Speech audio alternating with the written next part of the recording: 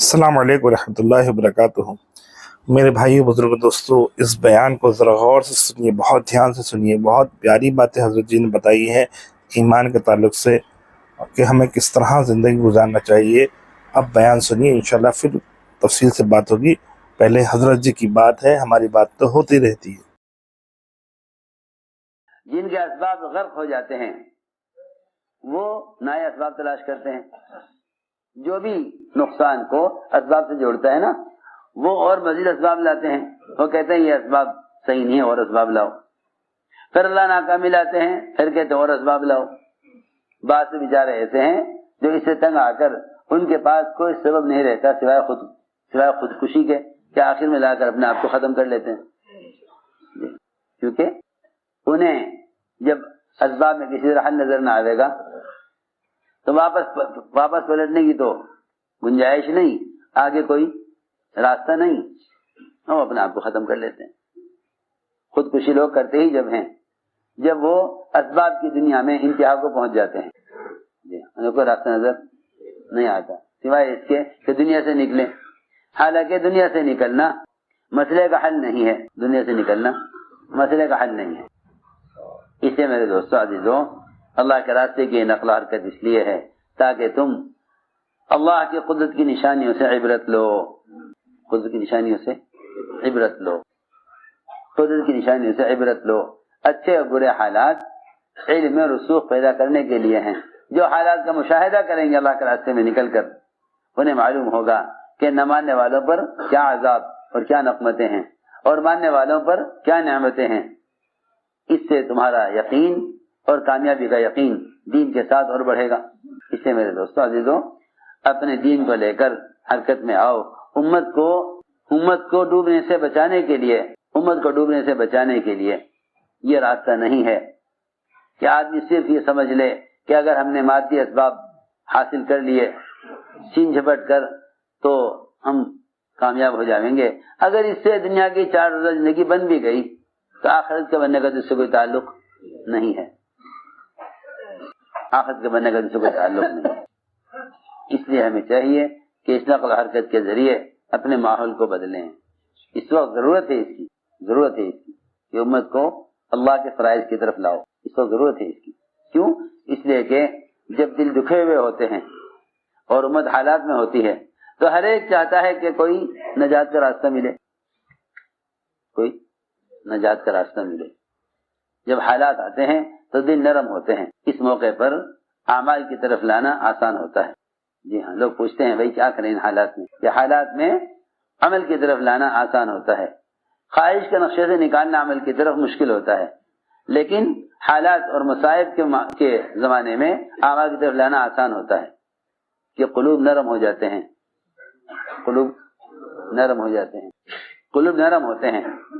तो मैंने अर्ज किया कि ये मौका है इसका, लोगों को दावत देकर अमल की तरफ लाओ।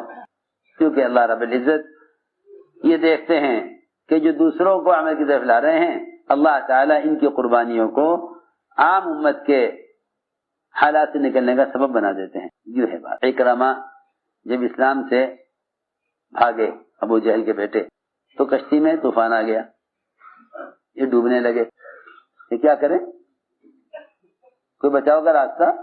कि हाँ एक ही रास्ता है बचाव का, इखलास का कलमा कह लो बच जाओगे। कि वो क्या होता है पूछा हज़रत इकरामा ने कश्ती के मल्लाह से कि ये क्या होता है। उसने कहा कि कलमा ला इलाहा इल्लल्लाह कहो बच जाओगे, यही एक रास्ता है नजात का। इकरामा ने कहा कि मैं इससे बचकर तो भाग रहा हूँ, अगर मुझे कलमा ही पढ़ना होता तो मैं यमन क्यों भागता। कश्ती वाले ने कहा नहीं, अगर नजात चाहते हो तो ये रास्ता है। वहां डूबने से बचे, यहाँ आकर अल्लाह ने इस्लाम की हिदायत दी, इस्लाम में दाखिल हो गए। इसलिए अर्ज कर रहा हूँ कि मौलाना साहब का मामूल था कि जब मुसलमानों पर किसी भी तरह के हालात आते तो हजरत जमात की नक़ल हरकत को बढ़ा दिया करते थे। ये नहीं कि हालात में आजकल लोग वजीफे पूछ रहे हैं। वजीफे कि भाई कोई वजीफा बताओ जिससे सब बैठ के पढ़ने। कोई कह रहा ये खत्म कर लो, कोई कह रहा वो खत्म कर लो, कोई कह रहा ये खत्म कर लो, कोई कह रहा वो खत्म कर लो। और मैं सोचता हूँ میں نے کہا جن فرائض کے چھوڑنے کی وجہ سے حالات آ رہے ہیں، کیا یہ حالات وظائف سے ٹھیک ہو جائیں گے؟ سوچو تو صحیح، حالات آ رہے ہیں فرائض کے چھوڑنے سے، ٹھیک ہو جائیں گے وظائف کے پڑھنے سے؟ لو تو بات بھی ہے بلا، جی ہاں، پوری رات بیٹھ کے یہ وظیفہ پڑھ لو حالات ٹھیک ہو جائیں گے؟ ارے تم پوری رات پڑھ کے سوتے آرام سے، اٹھ کے فجر کی نماز پڑھ لیتے، اللہ اسی پہ حالات بدل دیتے۔ ہاں ہاں، جو آدمی عشاء کی نماز اور فجر کی نماز جماعت سے پڑھ لے اسے پوری رات کی عبادت کا اجر ملتا ہے۔ میں یہ کہنا چاہتا ہوں کہ اس زمانے میں فرائض سے زیادہ آسان وظائف ہیں۔ ہاں جی، کوئی وظیفہ بتا دو، مشائخ بزرگوں کے پاس جائیں گے کہ جی یہ حالات ہو رہے ہیں اس وقت مسلمانوں پر، کوئی وظیفہ بتاؤ، کوئی وظیفہ۔ حالانکہ سب کو یہ بتانا چاہیے کہ حالات فرائض کے چھوڑنے کی وجہ سے ہیں۔ تم جاؤ، نکل جاؤ اپنے مکان گھر چھوڑ کر اور لوگوں کو دعوت دے کر فرائض کی طرف لے آؤ۔ میں تمہیں کیا بتاؤں، پتہ نہیں سمجھ میں آئے گی بات یا نہیں۔ رات میں یہ سوچ رہا تھا، سن 47 میں جب ملک تقسیم ہوا، 46 کی حضرت کا بیان مولانا صاحب کا، ایک سال پہلے 46 مولانا صاحب کا بیان۔ حضرت کہہ رہے مجمع سے میں تم سے خدا کی قسم کھا کر کہہ رہا ہوں، اس وقت تھوڑا سا پیسہ لے کے ملک کے اندر نکل جاؤ، ورنہ سارا کچھ چھوڑ کے ملک سے باہر نکلنا پڑے گا۔ یہ حضرت 46 کا بیان ہے، قسم کھا کے فرمایا مجمع سے، میں تمہیں خدا کی قسم کھا کر کہتا ہوں، اس وقت تھوڑے سے پیسے لے کر ملک کے اندر نکل جاؤ اللہ کے راستے میں۔ اگر یہ نہیں کرو گے تم اب تو تمہیں سب کچھ چھوڑ کر ملک سے نکلنا پڑے گا۔ یہ حضرت 47 سے پہلے ایک آدمی نے گستاخی کی، کھڑا ہوا مجمع میں کہ کون نکال دے گا ہمیں؟ پورا خاندان سارا مال اسباب جو ہے، دکان مکان زمین سب کچھ چھوڑ کر ایسے حالات میں نکلے، کچھ کسی بھی چیز کا بھی معاوضہ نہیں ملا۔ بڑی بڑی حویلیاں، بڑی بڑی زمینیں، گاؤں کے گاؤں چھوڑ کر چلو۔ مولانا صاحب نے فرمایا اس وقت تھوڑا سا مال لے کے ملک کے اندر چلے گا، لوگوں کو نماز پر اور کلمے پر آمادہ کر لو۔ یہ نہیں کرو گے تو سب کچھ چھوڑ کر کہاں سے نکلنا پڑے گا؟ ملک سے باہر۔ میں یہ بات حضرت کی یاد آ رہی تھی کل سے، یہ وقت ہے اس کا۔ ہم تو بات پڑھتے ہی ہیں، ہم تو روزہ رکھتے ہی، ارے تم نماز پڑھتے ہو، تم روزہ رکھتے ہو، تمہاری نماز روزے سے تھوڑی حالات بدلیں گے، تمہاری نماز روزے سے حالات تھوڑی بدلیں گے، تمہاری نماز روزے سے حالات نہیں بدلیں گے، تم دوسروں کو نماز روزے پر لے آؤ گے تو حالات بدلیں گے۔ یہ میں تم سے قرآن حدیث کی بات سیدھی کہہ رہا، قرآن حدیث بھرے ہوئے ہیں اسے کہ تم حالات سے اپنے اعمال کے ذریعے نہیں نکل سکتے۔ تم حالات سے جب نکلو گے جب دوسروں کو تم غفلت سے نکال لو۔ اس لیے کہ اگر پیر کے انگوٹھے میں زخم ہے تو یہ نہیں کہا جاتا کہ پیر کا انگوٹھا بیمار ہے۔ میں نے کہا بھائی فلاں صاحب بیمار ہیں، فلاں صاحب کیوں بھائی کیا کہتے ہیں؟ فلاں صاحب دیکھو، حالانکہ پیر کا انگوٹھا بیمار ہے، مگر بیماری کی نسبت پورے آدمی کی طرف کی جاتی ہے، پورے شخص کی طرف۔ ہماری بات سمجھ میں آ رہی؟ بیماری کی نسبت کی جاتی ہے پورے شخص کی طرف۔ فلاں صاحب بیمار ہیں، حالانکہ بیماری کہاں ہے؟ صرف پیر کے انگوٹھے میں، بس حدیث میں فرمایا ساری دنیا بکھرے ہوئے مسلمان ایک جسم کے اعضاء کی طرح ہیں۔ اگر پوری دنیا کے کسی کونے میں بے دینی ہے تو ساری امت بیمار ہے۔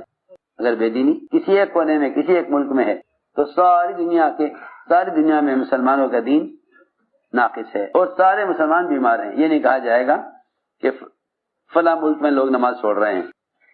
ہماری بات ذہن ذرا توجہ سے سنو۔ سارا بدن صحت مند، پیر کے انگوٹھے میں زخم، ڈاکٹر کہتے ہیں اگر انگوٹھا نہ کاٹا گیا فوراً تو یہ بیماری بڑھ جائے گی، پیر کاٹنا پڑ سکتا ہے اور آگے جان کو بھی خطرہ ہو سکتا ہے۔ کیوں بھائی؟ ایسا ہی ہے نا؟ وہ پورے بدن کے تحفظ کے لیے پیر کے انگوٹھے کا علاج کرتے ہیں اور ہم یہ سوچ کے چھوڑ دیتے ہیں ارے ہم تو نماز پڑھ رہے، کوئی نہیں پڑھ رہا تو کیا بات ہے، وہ جانے اسے اپنی قبر میں جانا، مجھے اپنی قبر میں جانا۔ کہ قبر کا تو معاملہ بعد میں ہوگا، پہلے دنیا جو جہنم بنی اس سے کیا کریں؟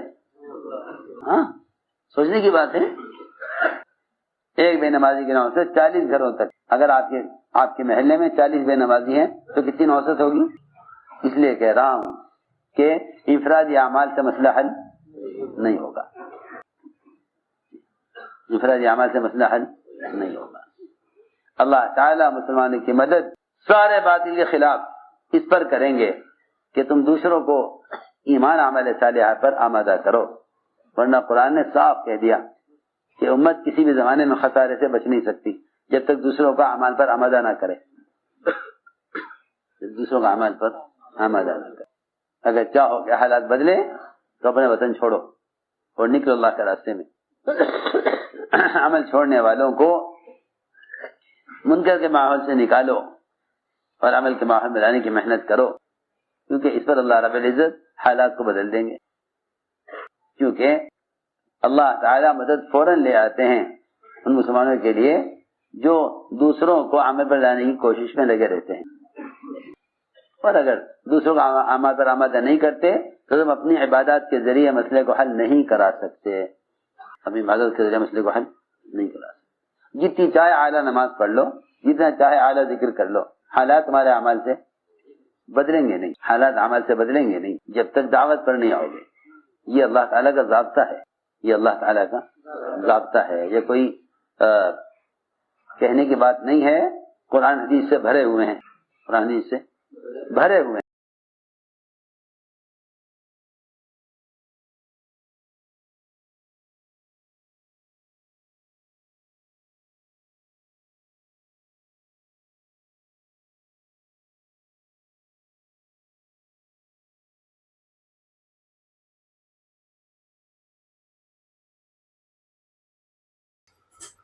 السلام علیکم ورحمۃ اللہ وبرکاتہ۔ پیارے دوستو، جیسے کہ آپ نے بیان سنا، حضرت جی نے جو ہے اسباب کے تعلق سے بیان ہمیں بتایا کہ اسباب کے چھوڑنا جو ہے انسان کو کدھر لے کے چلے آتا ہے۔ مجبوری ہماری جو ہے، ہماری مجبوری ہے ہم اسباب کو اختیار کریں تاکہ ہم اللہ کو امتحان دے سکیں۔ اسباب اختیار کرنا اللہ کو امتحان دینا ہے کہ توکل کس پہ ہے، یقین کس پہ ہے، اسباب پہ ہے یا مجھ پر ہے۔ اسباب کا اختیار کرنا بھی ضروری ہے۔ اس سے پہلے کہ بیان میں مولانا حضرت جی نے خود بتایا تھا کہ دوائی لینا مجبوری ہے، دوائی لینے پر اللہ نے مجبور کیا ہے۔ کیوں کیا ہے؟ کہ توکل جو ہے، اگر پورا یقین جو ہے اسباب سے ہٹ کر اللہ کی ذات پر آ جائے تو ہمارا یقین تو کامل ہو جائے گا، پھر ہمارا امتحان کہاں رہا؟ جو اللہ نے ہمیں اس دنیا میں امتحان کے لیے بھیجا ہے، اگر ہمارا یقین پوری طریقے سے کامل ہو گیا تو فرشتوں والی صفت ہمارے اندر آ جائے گی جو ہمیشہ عبادت کرتے ہیں، پھر ایگزام کہاں رہا؟ دنیا ایک امتحان گاہ ہے جہاں امتحان دینا ہے، دیتے رہنا ہے اور اس میں سے پاس ہو کر جانا ہے اپنے ایمان اور اعمال کو بچا کر۔ تو اسی طرح جو ہے بس اپنے ایمان اور اعمال کو بچانا ہے تاکہ اس دنیا سے ہم جو ہے نیک بن کر نکل جائے اور اپنا اعمال سیدھے ہاتھ میں ہمیں مل جائے۔ ویڈیو کو لائک کریں، شیئر کریں اور میرے چینل کو سبسکرائب کریں۔